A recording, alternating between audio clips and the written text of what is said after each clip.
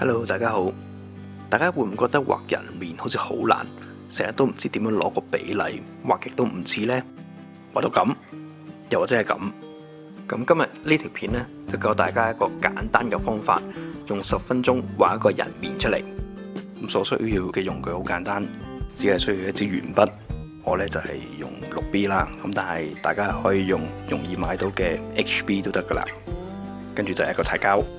咁準備好之後呢，我哋就可以開始啦。首先呢，我哋就喺張紙上面呢，就畫個圓形先，然後我哋喺個圓形嘅中間就畫一條線，再喺圓形嘅頂同埋底各加一條線。跟住呢，我哋就量度翻線同埋線中間嘅距離，喺最底嗰條線用翻呢個距離再畫多一條線。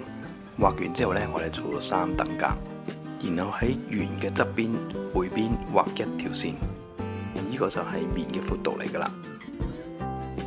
我哋呢而家呢就喺第2格嘅中間加一條線，跟住之後呢喺第3格嘅中間多加一條線，然後我哋再喺圓形嘅中間加一條直線。呢條直線呢就分咗兩邊，咁我哋叫佢做 A 同埋 B 啦。咁我哋頭先呢喺第2格中間畫嗰條線呢，其實就係眼睛嘅位置嚟嘅。咁而喺第3格中間畫嗰條線呢，其實就係嘴嘅位置嚟嘅。咁我哋而家呢，再定埋眼睛垂直嘅定位啦。咁首先呢，就喺我哋 A 嗰度呢，中間呢畫一條線先，跟住再喺每邊嘅小格中間畫一條線。喺 B 嗰邊呢，我哋都要做同一樣嘢啦。畫完之後呢，我哋做咗3個等分出嚟。咁呢，提一提大家啦，眼睛呢其實喺人面嘅中間嚟嘅。好多時呢，啱啱開始畫人面嘅朋友呢，都會覺得眼睛呢其實就喺人面嘅中間對上嘅位置，其實就唔係嘅，係喺正中間。畫好晒所有線之後呢，我哋就可以框隻眼出嚟啦。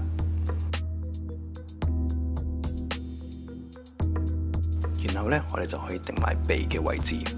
咁鼻呢，其實就喺第2格下邊嗰條線低少少嘅位置呢，就係鼻嘅位置啦。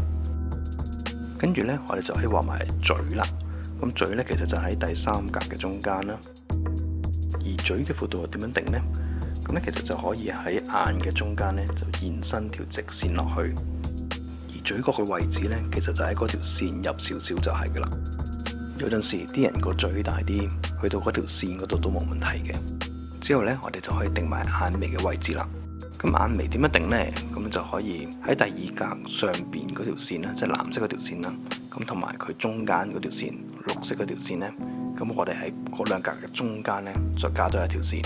咁其實嗰個就係大概眼眉嘅位置啦，就係而家橙色線嘅位置。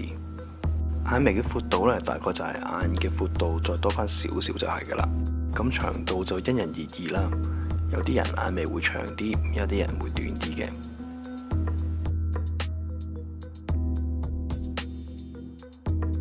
跟住我哋可以畫埋耳仔啦。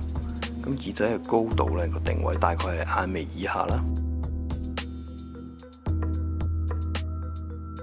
而耳仔嘅闊度呢，大概就係眼眉嘅位置去到面嗰個闊度，攞翻嗰個闊度呢，喺側邊加翻條線。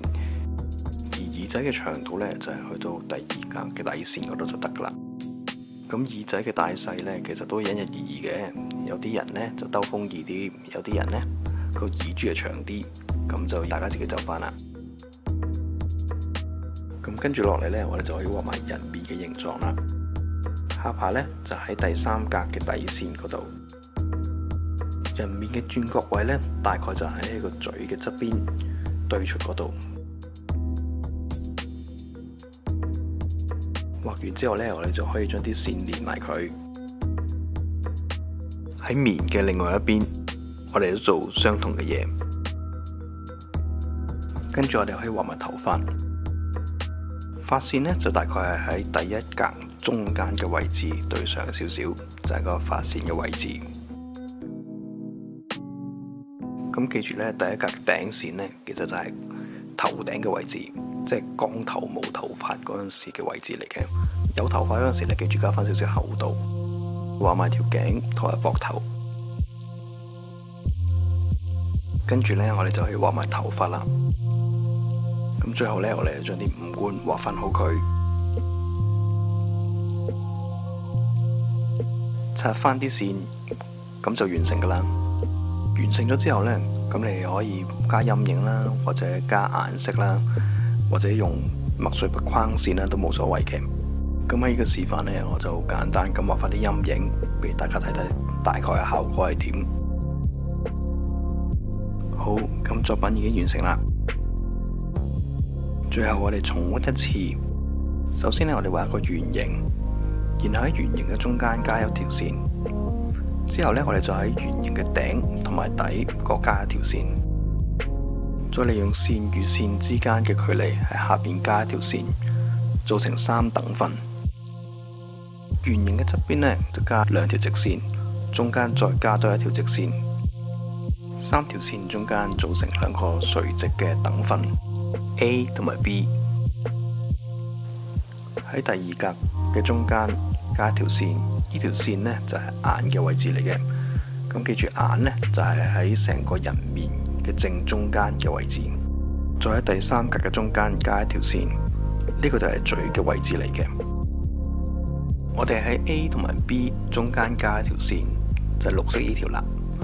然後呢，再喺嗰啲細格中間呢加多一條線，即係橙色呢啲線，製造咗呢個3等份。喺第二格中間綠色嗰條線，同埋第二格上邊藍色嗰條線中間，我哋加一條線，即係橙色呢條線呢，呢個就係眼眉嘅位置嚟啦。耳仔嘅位置呢，就係眼眉對落少少，去到第二格底線藍色嗰條線嗰度。而耳仔嘅闊度呢，就係眼尾橙色嗰條線，去到面側邊藍色嗰條線嗰度。鼻嘅位置呢，就係第二格底線低少少嘅地方。